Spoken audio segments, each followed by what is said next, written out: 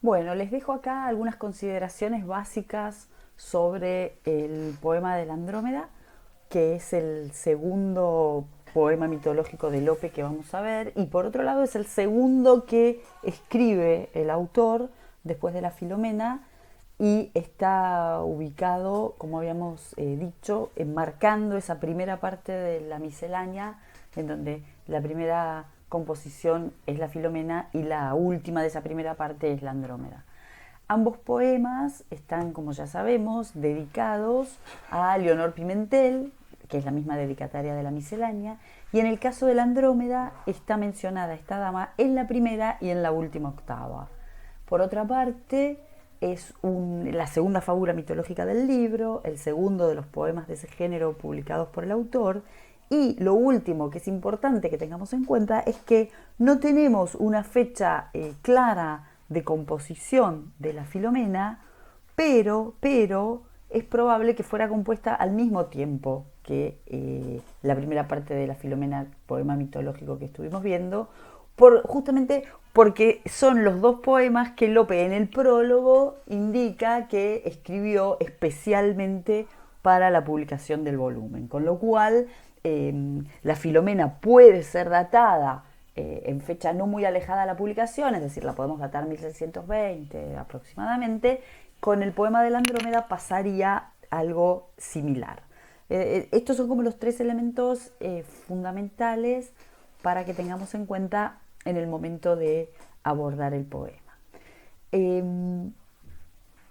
por otro lado, ¿qué pasa con la materia mitológica? La materia mitológica es una materia mitológica bastante compleja porque en sí misma está como diseminada entre los libros cuarto y quinto de la Metamorfosis de Ovidio, pero lo que va a hacer Lope en este poema es ordenarla, ¿sí? La va a ordenar, digamos, cronológicamente y va a ordenar un poco toda esta serie de mitos que en realidad se están dando cita en la historia. Como vamos a ver después, cuando nos detengamos en la estructura, en realidad la mayor parte del poema no se va a dedicar a Andrómeda, sino que se va a dedicar a la figura de Perseo. Y la figura de Perseo condensa en su historia un montón de otras historias, ¿no? Es una historia que se va como ramificando y que va mezclando otras historias. Entonces vamos a ver que en este poema va a aparecer la historia de Danae, la historia de Medusa, la de Atlante, la de Andrómeda como otra aventura más de Perseo, la del caballo Pegaso y por último la metamorfosis en piedra de Fineo, que es el tío de Andrómeda. Lo importante es que la fuente, como siempre en Lope, no es directamente, ¿sí?, la metamorfosis, sino que seguramente, bueno, la traducción está de Bustamante y por otro lado la referencia a la historia, a todas estas historias en diversas, a cargo de diversos mitógrafos como Pérez de Moya o como Tomás de Vitoria, ¿sí? Es decir, recordemos que siempre Lope toda esta materia clásica, toda esta serie de elementos que provienen de la tradición clásica, en realidad son elementos con los que Lope trabaja de segunda o de tercera mano, ¿sí? Pero bueno, no podemos dejar de tener en claro que lo que hace es mira hacia Ovidio y reorganiza un poco toda esta historia, le da un formato más cronológico y más ordenado. La materia de Perseo y Andrómeda tuvo gran difusión en la Edad Media, pero no tuvo en los siglos XVI y XVII el mismo, digamos, la misma trayectoria así fructífera que habíamos visto con la historia de la metamorfosis de Filomena. Vamos a dejar mencionados acá la traducción de Bustamante, un poema de Juan de la Cueva. El poema de Juan de la Cueva se llama El romance de Andrómeda y cómo Perseo la libró de la muerte y lo que le sucedió más. Y está inserto en un libro en donde hay muchos romances de Juan de la Cueva, se llama Romances Historiales, que está publicado en Sevilla en 1588. Ese sería como uno de los antecedentes. Lo interesante de Juan de la Cueva, que seguramente es un texto que Lope frecuentó, eh, tiene como una narración bastante innovadora, porque toda la primera parte es como una especie de innovación del poeta, en donde hay como un intercambio entre las ninfas y Casiopea, que es la esposa del rey, y la madre de Andrómeda, que se ofenden porque Casiopea declara ser más hermosa que ellas. Entonces que la respuesta del oráculo es que, eh,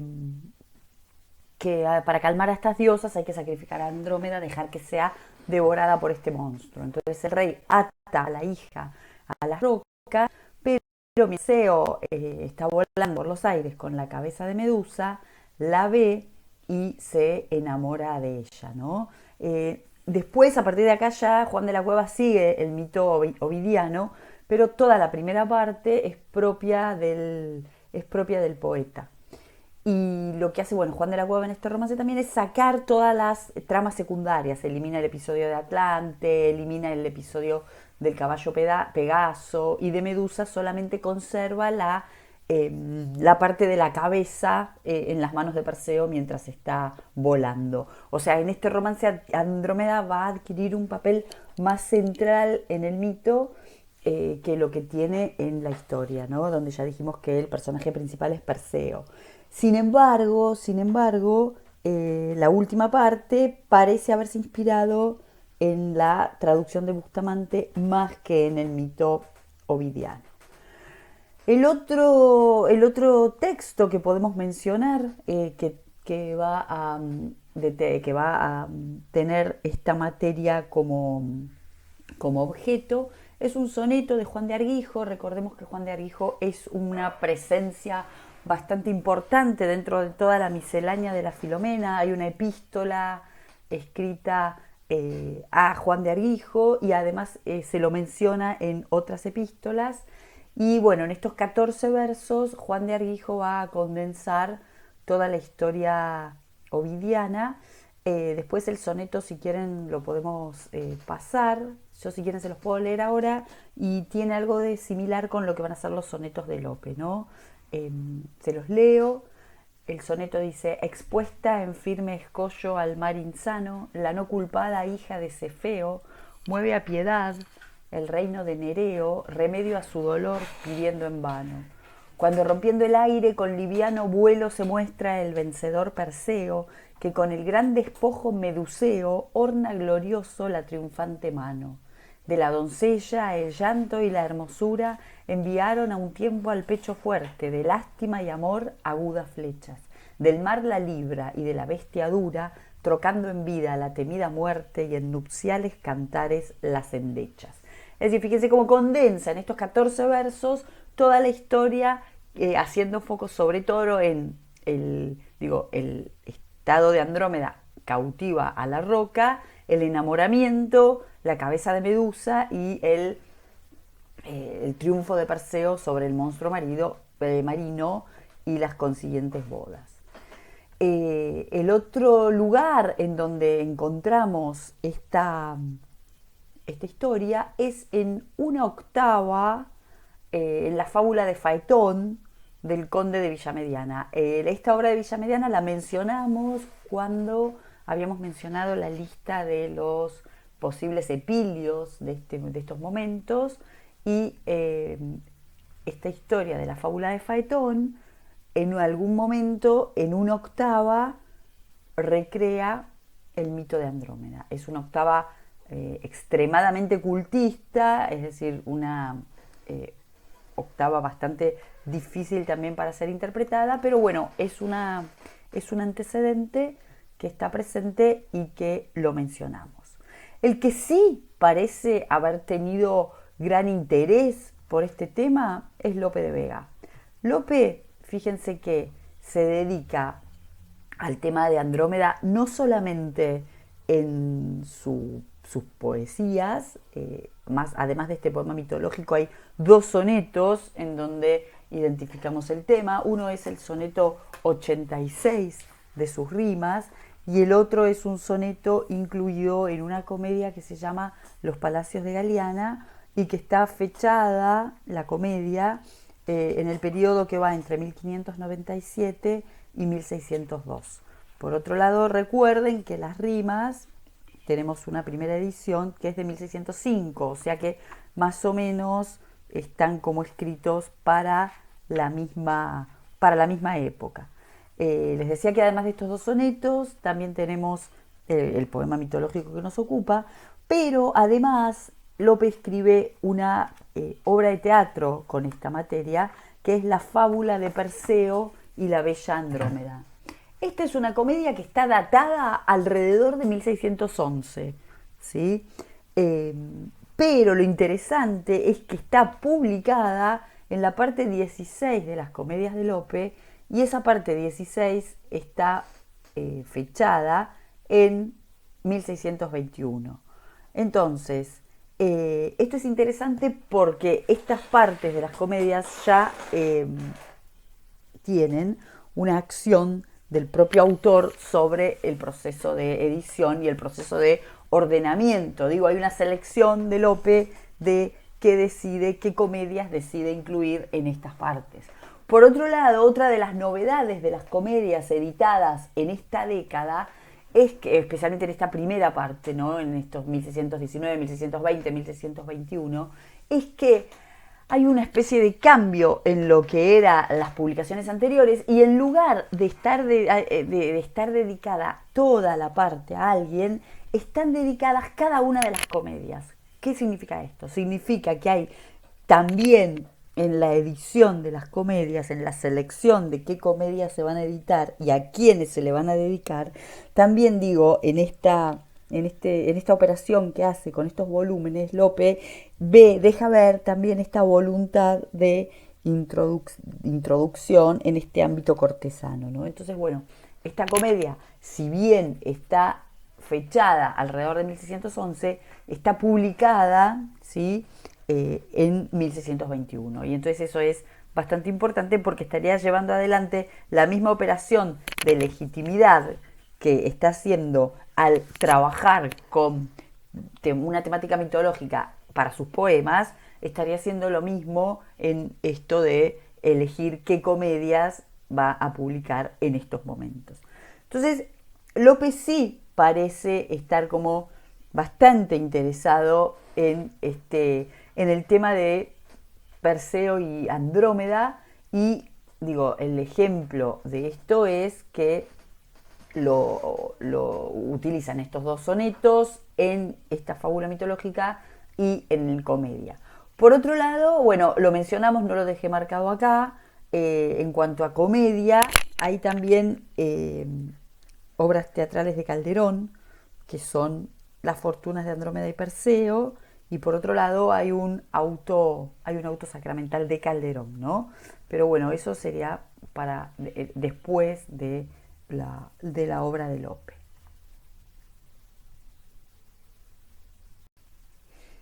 Esas serían como los lugares en donde circula esta leyenda, ya tanto en autores que no son Lope como en Lope.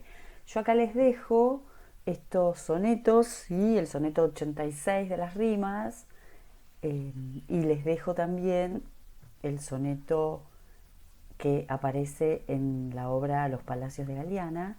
Hay un artículo de un crítico que se llama Domínguez Caparrós que analiza estos dos sonetos en relación con el poema mitológico y en relación con la comedia, y a partir de ahí establece una serie de conclusiones sobre el manejo de esta historia en particular y la mitología en general en la obra de Lope. Vamos a ver un poco así rápidamente qué es lo que pasa en la Andrómeda, ¿sí? Cómo funciona esta distribución y este trabajo con la materia. Lope va a empezar contando la prehistoria del mito, como ya les decía, a partir de la narración de cómo fue engendrado Perseo. Y va a seguir relatando los episodios de la vida del héroe, pero siguiendo un orden cronológico. Es decir, Bustamante ya había organizado los fragmentos que en las metamorfosis aparecían dispersos entre el libro cuarto y el libro quinto, Bustamante ya los había organizado y Lope en esto lo sigue, entonces arranca contando la metamorfosis de Júpiter en oro para gozar de Dánae, y luego a partir de ahí digo que es a lo que le suma elementos que también se van a ir encontrando en otra serie de traductores y mitógrafos, como esta relación entre el oro y qué significa el oro, es decir, todas estas cuestiones de ir y venir para interpretar este mito, sobre todo que tenían que ver con la interpretación alegórica del mito, que también va a aparecer en la comedia de Lope, y bueno, a partir de ahí entonces va a seguir contando cuestiones relacionadas con esta concepción de Perseo, o sea, la ira de Acrisio, el padre de Danae, al enterarse del embarazo de la hija, eh, la, el destierro de la madre y del hijo una vez nacido en una nave bueno, para que vayan donde el mar los lleve, en donde acá Lope también parece estar siguiendo al pie de la letra la traducción de Bustamante. Y luego Lope, bueno, va amplificando el mito con determinadas cuestiones como la narración del mar, las lágrimas de Dánae, la tormenta, la descripción de los lugares por donde va pasando la nave, la llegada a la corte del rey Polídetes, y luego, bueno, va a contar escenas de la vida de Perseo ya creciendo, como por ejemplo su enfrentamiento con Medusa, la ayuda que va a experimentar gracias a los dioses, ¿sí? Mercurio, Palas Atenea, bueno, todas estas cuestiones que van a ir llevando el poema y van a ir como trabajando también con esto que decíamos que eran como las ramificaciones de esta historia. Eh,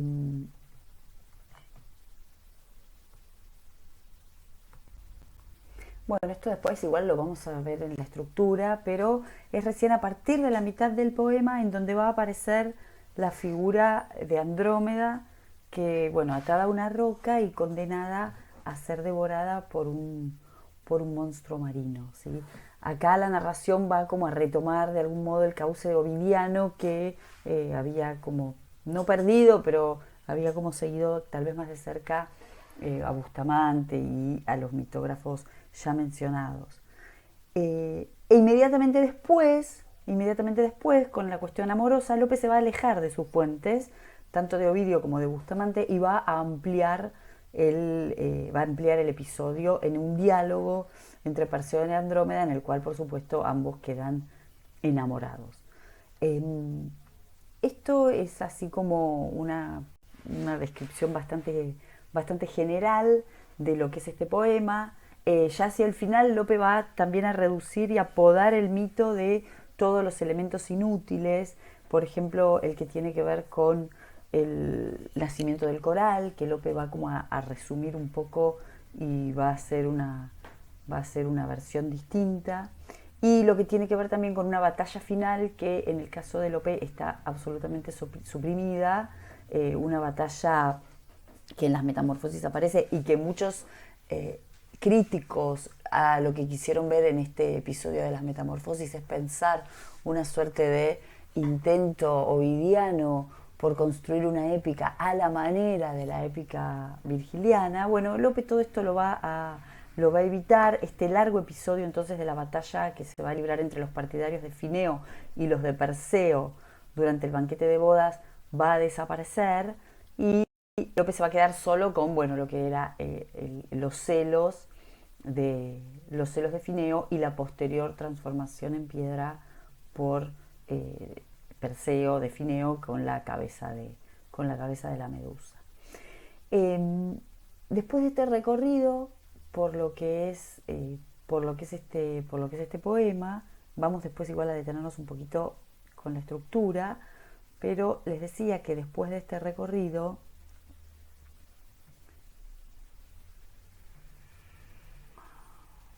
vamos a ver un poco la cuestión de la estructura. El poema está compuesto por 98 octavas y lo que podemos pensar o lo que podemos explicar es que el...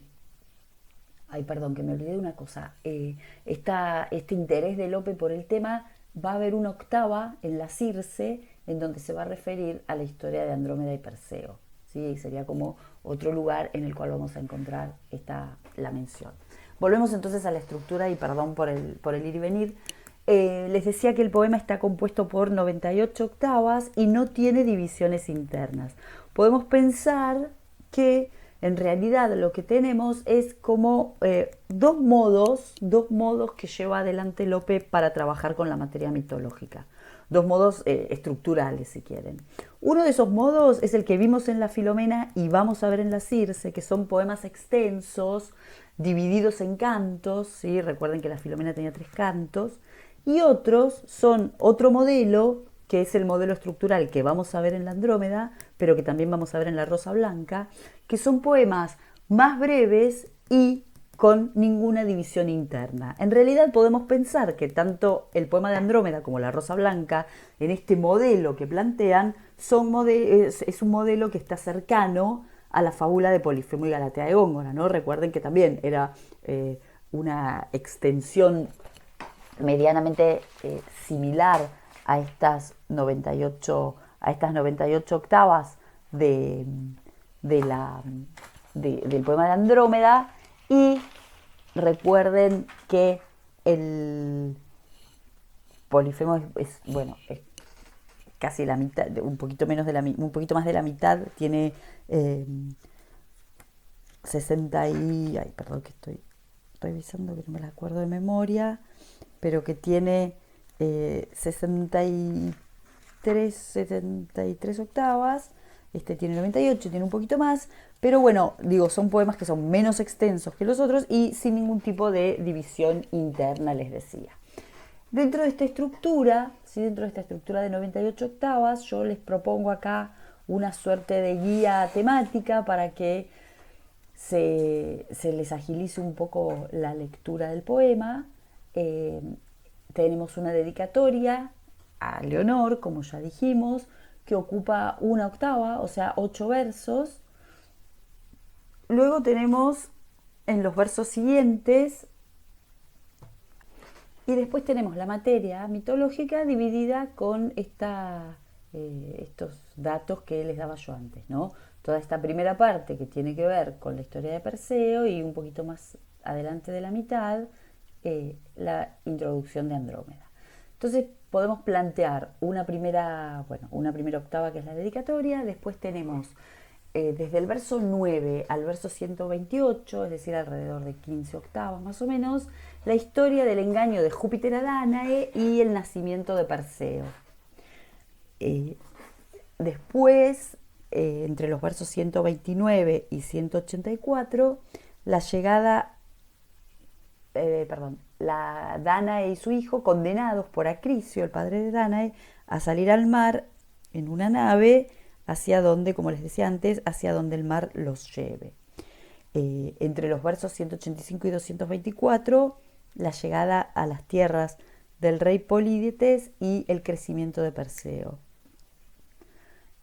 Los versos siguientes, hasta el verso 241, van a relatar la historia de la salida de Perseo en busca de la Gorgona y luego el triunfo del joven frente a la Medusa, que va a ocupar desde los versos 242 a 296. En los versos siguientes tenemos el nacimiento del caballo Pegaso, de la fuente Castalia, y después tenemos una especie de digresión sobre las musas y sobre la poesía, ¿sí? Y así ya llegamos hasta el verso 344 y es recién en el verso 344 en donde va a introducirse la figura de Andrómeda. Es decir, en un poema que tiene 98 octavas, es recién en la octava 44 en donde va a aparecer el personaje que supuestamente es la protagonista. Andrómeda va a aparecer en el verso 385, ¿sí? Aquí desnuda virgen con cadenas, ligada al mar, Andrómeda lloraba, en esta especie de secuencia que arranca en la octava 44, pero que Andrómeda recién aparece en la octava 49. Y fíjense estos dos versos que les repito: aquí desnuda virgen con cadenas, ligada al mar, Andrómeda lloraba. Fíjense que son bien parecidos a cómo arrancan esos dos sonetos que les ponía en la pantalla anterior, ¿no? El 86 de las rimas y el de los palacios de Galeana. Bueno, y a partir de ahí entonces tenemos toda la interacción entre Perseo y Andrómeda, el relato de Andrómeda de por qué se encuentra en esa situación, y luego tenemos el enamoramiento, la descripción del monstruo, y luego tenemos la introducción del personaje de Fineo, y la pelea y la muerte del monstruo, las bodas y el cierre y de una octava final invocando a la dedicataria. Bueno, acá esto ustedes ténganlo como guía en el momento de leer el poema. No es un poema tan complejo, ¿sí? Es un poema tal vez más sencillo que el de Filomena. La cuestión es tener presente esta idea de esta serie de ramificaciones y de múltiples historias que lo tienen a Perseo como protagonista y que van a ir sucediendo, y que después Perseo, en este diálogo con Andrómeda, lo va también va a recuperar también todas estas historias que vinieron pasando. Algo que también es importante es que en este poema, ¿sí? Seguramente por su formato, por esto que estuvimos hablando recién, no se vislumbra de manera tan clara la presencia de este dramaturgo, ¿sí? De esta voz de dramaturgo, que sí podíamos ver en la Filomena ya desde el momento de pensar en esta estructura, en este desenlace, en esta aceleración narrativa del desenlace. Bueno, en este poema seguramente por esto que decíamos, que está como mostrando otro modo de trabajar con la materia mitológica, esto no queda, no es así, sino que está planteando otro modelo, ¿sí? Otro modelo posible otra matriz para plasmar esa materia. En principio vamos a hacer una selección del poema que vamos a subir entre hoy y mañana al campus para que ustedes tengan el texto en el momento de trabajar el miércoles en la clase.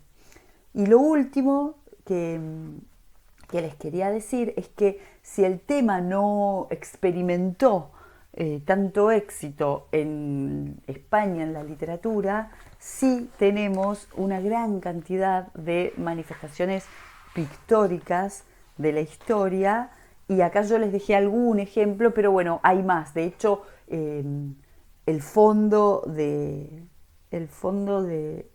esta clase, el fondo de este presi, es un grabado de Carracci, ¿sí? De un grabadista italiano,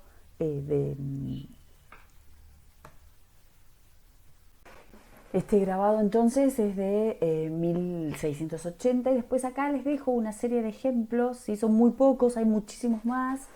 Yo les dejo el de Tiziano de 1556, que se dice que es uno de los últimos cuadros que pinta para Felipe II. Este de Veronese de 1578, el de Rubens de 1622, que parece directamente como que los sonetos de Lope están como describiendo este cuadro. Y luego tenemos esta escultura de Guidi de 1694. Otra cuestión que vamos a mencionar acá es que la Andrómeda no tiene una bibliografía importante, no es un poema sobre el cual la crítica se haya detenido. Tenemos el trabajo de Cosío sobre las fábulas mitológicas en España, pero es un trabajo en el cual hay un error muy grave, que es que dice que el personaje de Fineo es una innovación de Lope. En función de eso, esto lo menciono porque este error grave de Cosío provoca dos artículos de Domínguez Caparrós en la década del 90 del siglo pasado, en donde además de responderle, lo que hace Caparrós es que a partir de ahí se indica que se puso a investigar todos los lugares de la obra de Lope donde aparece esta historia, y entonces a partir de allí establece algunas conclusiones particulares sobre el manejo de Lope de esta materia mitológica en particular, pero sobre la mitología en general. Y bueno, son eso, sumado a la tesis de Patricia Campana, que sirve para toda la miscelánea y que se detiene brevemente en el poema de Andrómeda, es la única bibliografía específica que contamos del poema. Hay un artículo después de Josefina Pañota que está en prensa, y también hay un artículo mío que también está en prensa, pero no hay mucho más acerca de este poema. Como les decía, no es un poema difícil, pero bueno, tiene sus complicaciones y no es de las obras que ha merecido gran atención. Así que bueno, entonces acá terminaríamos la clase con estas brevísimas consideraciones acerca de la Andrómeda, y queden atentos y atentas al campus, porque vamos a subir ahí el texto. Muchas gracias y que tengan un muy buen fin de semana largo.